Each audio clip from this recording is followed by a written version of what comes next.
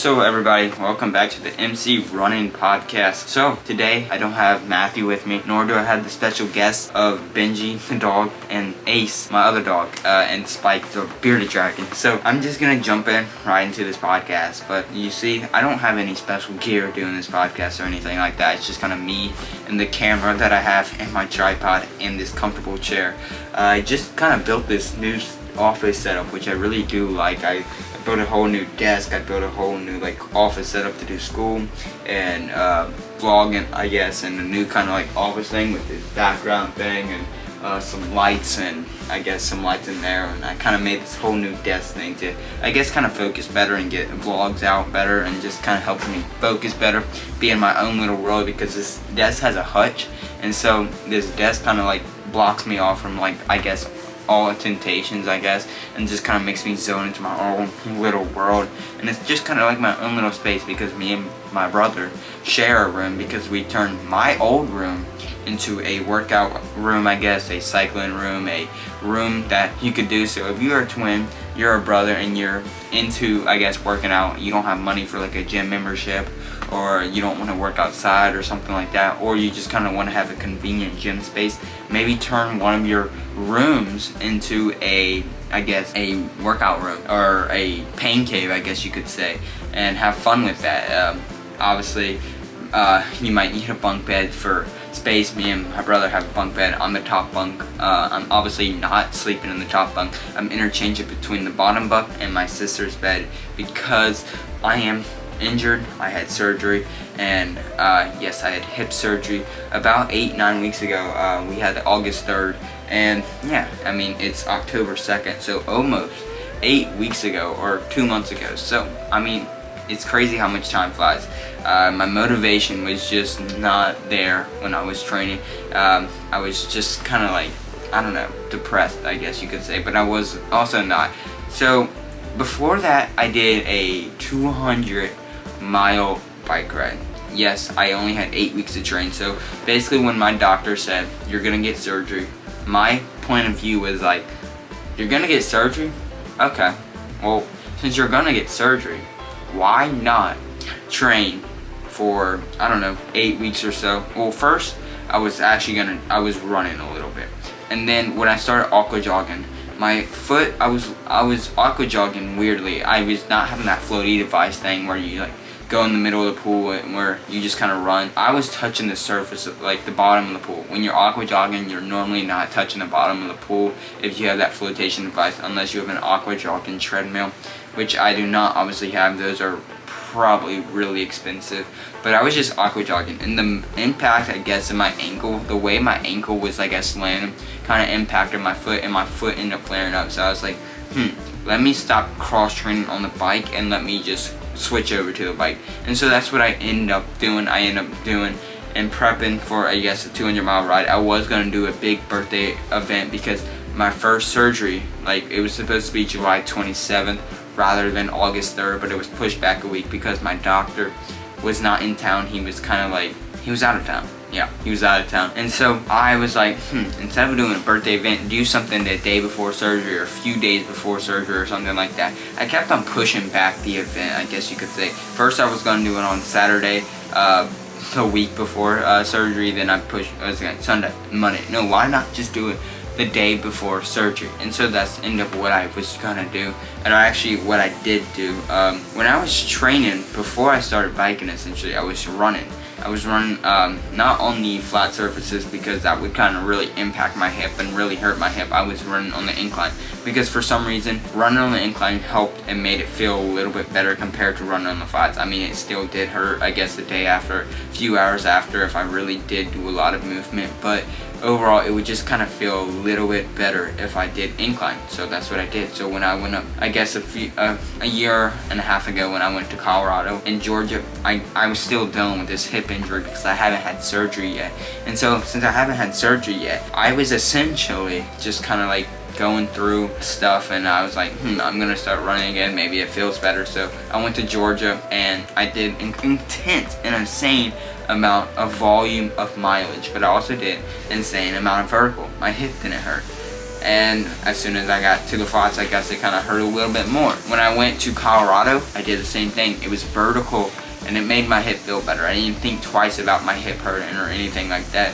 When I moved back down to the flats or something, I guess it kind of flared up a little bit more than it has been. And so I guess for me, vertical made it feel better, and I'm probably gonna go back to vertical soon when I'm able to run again, which I have no idea will be. I do not know the time I will run. I'm gonna say December, January area. I mean, it still hurts to walk. I'm not using the crutches right now, nor do I have a hip brace on anymore. And I'm also walking again. I have not really, like, I guess, I haven't really been walking that much and just kind of like whatnot, but when I go to these cross-country races, I do walk a little bit more, and it still hurts, and I do bring the crutches for those events. If I didn't bring the crutches, I would not be walking as much as I did, and I could not film as good, and I just could not do as good and feel as good, and I would probably be in a little bit more pain. I still feel a little bit of pain when walking with those crutches. Consider I'm walking 5K or 3 miles, whatever way you want to put it. And so when I even walk a little bit without the crutches, I can start to feel some glute pain and some hip pain, and so I'm not ready to really even walk. I can start to pitter patter a little bit with running, like a little bit of running motion, but I'm still not able to fully extend my foot and have that range of motion that you want for a run or anything like that, which obviously sucks, but you know, that's just that. That's the way of life. That's the way it goes, and it sucks, but you know, that's that. That's how it works. That's how things work, and it's not always convenient, but you know, you just gotta deal with it, and that's what I have been doing. I've been dealing with it, and I'm gonna get through it, you know. I really will, some way or another. Like, kind of sad that I haven't really put a lot of momentum into my hip, and kind of sad that I haven't really been running, and I really haven't ran since July 17th of last year, but you know, that is life. Sadly, I was born with this hip injury, and kind of when I started running, when I started cycling, it kind of flared up a little bit more, kind of made it a lot worse than it should have been, and made it just kind of flare up, and I'm at the point where I'm at now, surgery. But let's go back a few steps or whatever and talk about, I guess, the surgery, not the surgery, the bike ride before surgery. So when I started running and then the foot flared up, I was cross training with the bike, and then I was like, let me just pick up the bike, and that's exactly what I did.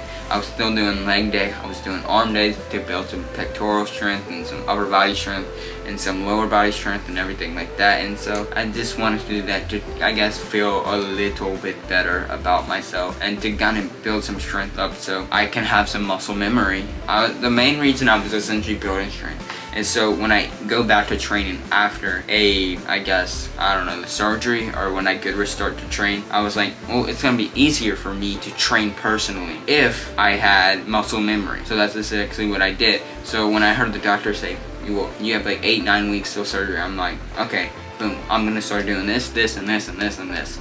Kind of overworked myself, and that's kind of what I did. I probably overtrained a little bit, but you know, I was having fun with it, and what I heard was, you're not going to be training for a while. It could be 6 months or so. And so my odds was like, you're not going to be training for 6 months? Well, go train all at it for 8 weeks. Would I have trained the way I did if I knew I wasn't getting surgery? Hell no, I would not. Cause like, that is a way to get injured, that's a way to overtrain, that's a way to not necessarily feel really good throughout the day, because I was doing a lot of leg day, I was doing a lot of arm day, I was having fun with training, I was doing high volume, I was doing 2 speed workouts on the bike, I was doing insane amount of, like, it was just insane. And I was rapidly increasing volume as well. And so I wasn't also not eating the healthiest of diets, because I made this like cookie business thing. So for dinner I would have like cookie dough and stuff. But beside that factor, so when I started biking, I was still doing leg day. And when I first really biked for 2 hours, my legs were hurting. I did a speed workout, 50 miles or something. My legs hurt after. And now, 8 weeks later after that point, since I had muscle memory from 2020 of biking like 100 miles, 200 miles, all that big distance, 600, 700, 800 miles a week, for that time period, I was dealing with it, you know. I had muscle memory to regain from the time I had lost, and I guess that's what I did. I had some time, so I'm like, well, I had some muscle memory from the bike, so I mean, it might come back easy. So it did. I mean, I started cycling. I did a 200-mile week ride 8 weeks later, and so that's kind of like absurd to me that I was able to do that, considering the point I was at a few weeks ago, or a few weeks before that, or necessarily 8 weeks ago, that I was actually able to train that way. It was just kind of like mind-boggling to me, absolutely, because I was like, I went from 2 hours to 12 hours. And that 2-hour ride, my legs hurt. That 12-hour ride, my legs hurt, but I powered through that ride. And I mean, it's crazy to me what muscle memory can do. Yes, it might take a little bit of time to get back that muscle from that muscle memory, but it's going to take a lot less of time if you start from ground zero. And so for me, running, I'm not essentially starting from ground zero because I have muscle memory, but I will essentially be starting from ground zero because I necessarily haven't ran since July 17th. But for me, if a person just started running, and when the new person to run just started, and I started on the same day, I'm gonna become better than that person because of my muscle memory. And that's exactly what I heard from when the doctor said surgery. Muscle memory. That's all I heard. So I'm gonna build some strength. I'm gonna do this. I'm gonna bike to have fun with training, but also for when it's easier to get back to training because I have muscle memory. So that muscle memory will make recovery and getting back to training a lot easier, a lot quicker, makes my motivation, determination a little bit higher, and just kind of makes me a little bit more happy about myself because I'm training and I'm not just sitting on my ass. And I'm not sitting there just kind of being like, oh my god, what am I going to do with my life until December when I'm able to start training again, or January, anything like that. And I didn't want to just sit there and be like contemplating if I should train or not train or anything like that. And when those 8 weeks just brought so much joy to me, so I was like, I'm just gonna train, and that's exactly what I did. I mean, I just trained. I just kind of put through that momentum and just kind of powered through. Some days were tough to get up. Some days were tough on the ride. Some days was mentally hard because they were super long rides. Some days were mentally tough because leg day after a 6-hour ride was super hard. I mean, some days it's just mentally taxing, physically taxing. But I had fun with it. I was like, 8 weeks from now, you're not going to be doing this. So enjoy it while it lasts. That's exactly what I did. I just put that mentality into me.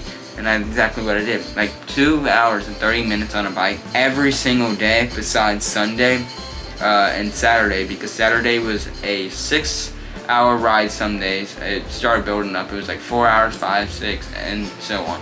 And Sunday was off day. So my easy rides ended up becoming 2 hours and 30 minutes long. My Tuesday ride was a medium, I guess, ride, medium longer ride with some intervals built into it. So that's Tuesday 4 hours, and then other days 2 hours and 30 minutes with a little bit longer because sometimes I would just really enjoy and want to get longer. And then I did strides after and just whatnot, and I feel bad about my power, so I would go a little bit longer to be like, well, this and that and blah blah blah. And then on Saturday I would do a 6-hour ride, or actually a little bit longer because I built it up by 5, 10, 15 minutes each time.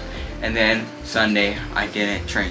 And then Tuesday and Saturday I did legs, and Monday and Thursday I generally did upper body strength. And then every day I did core besides Sunday. And so as you see, that's really mentally taxing on the body. It's mentally taxing, it's mentally draining, and it's also physically draining. I mean, training 2 hours 30 minutes, 4 hours, 2:30, 2:30, 2:30, 6 hours, and then no train. That's hard. I had one off day. I acted like I was a pro, but I was not a pro. But for some reason I acted like one because I was having fun with it.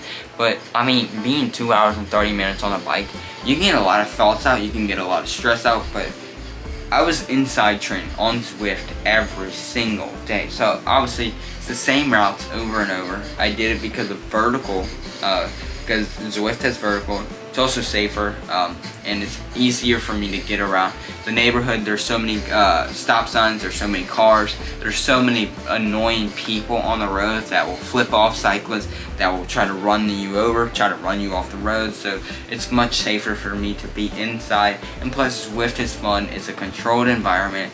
It gets me less tan and whatnot, so that kind of sucks, but overall it's a little bit more fun.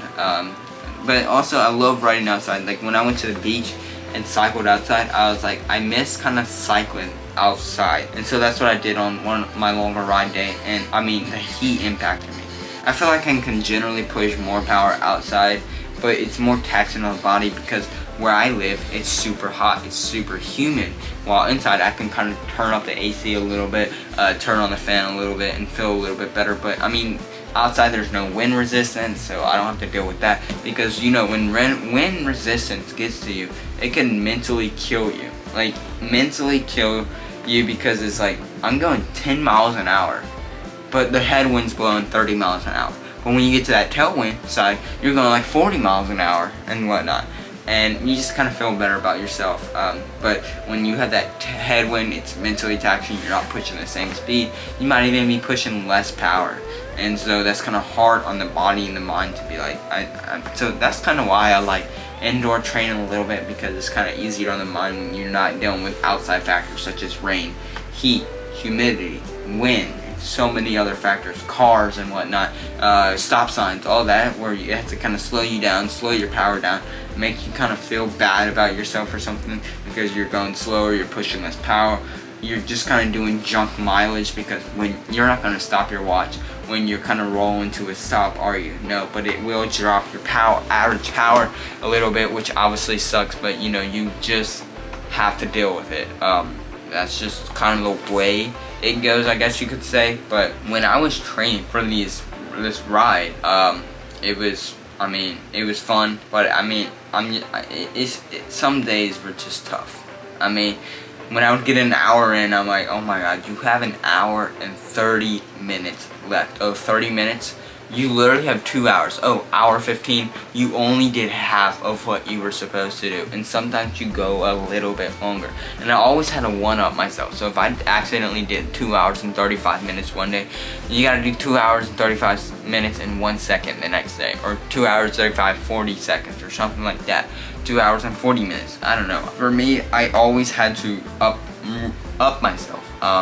That's just my personality. I always have to up myself. Be better than the day before. Be better than this. Have better power and whatnot. It's just, I don't know. It's a really unhealthy relationship with exercise when you start to be like, I gotta one up myself every single day, because you're asking for burnout at the end of the day when you get to that level of things and thinking, because you're asking for burnout. You really are asking for a burnout when you're always like, I gotta up this, because at one point you're gonna be at 10 hours a day.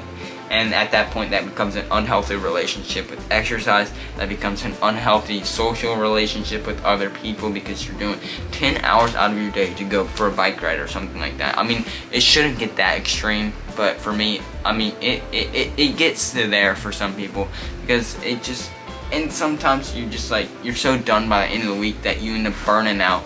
And you don't want to do it next week, but you do it anyways, because you just have this unhealthy relationship with exercise, and you just kind of feel bad about yourself if you don't do it, so you do it anyways, and you don't even want to train, but you do. You're sore, you're tired, you're just kind of burnt out, but you do it anyways. Sometimes if you have that one mentality where I'm gonna go all at it for 4 weeks or something like that, and then you quit for the whole rest of the year, I mean, what is the point? Why don't you just gradually increase the volume, gradually increase the distance, gradually increase the calorie expenditure, gradually increase this and that, so you don't burn out and deal with so many different factors about so many different things. I mean, you just gotta deal with certain factors, but like, it's all on you. And if you quit, I mean, that's all on you. You might have burned out, you might have got too tired, you might have done too much for yourself, so you kind of play it smart a little bit. What I was doing is generally not recommended for the majority of people besides pro athletes, and I don't even know if pro athletes would do that kind of deal. I mean, sub-elite athletes, like the general population, would not be doing what I was doing, and especially at 17 years of age. I was actually 16 years of age when I actually trained that, and soon became 17, and 17 years old when I rode the 200 miles, because I had my birthday in the middle of that.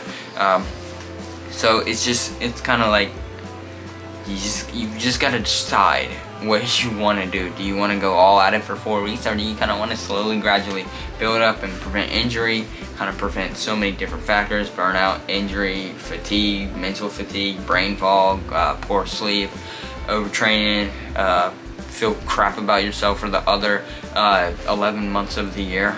You personally gotta decide. I personally rather feel better about my 12 months, the whole year, every single year, than rather 1 month out of the 12 months, or 4 weeks out of the 52 weeks or something. It's just, you gotta decide your heart. Going at it slow is hard. That's what Nick Bare says. You have to choose your heart. Upping your distance up slowly could be hard, but also upping your distance fast could be hard, because that's mentally hard, that's physically hard. You could burn out, but when you're doing it slow, that's mentally hard. You're like, I'm not getting better, I'm not doing this, you're just kind of like all over the place because you're not getting better, or you feel like you're not getting better. You just don't feel right about yourself, and that kind of could play a big role in being mentally taxing both ways, because it's mentally hard to up your volume of slow, and I guess you don't see really big improvement changes while doing it super fast. You see big improvement changes, but obviously, with big improvement changes, you know what that means: injury, burnout risk.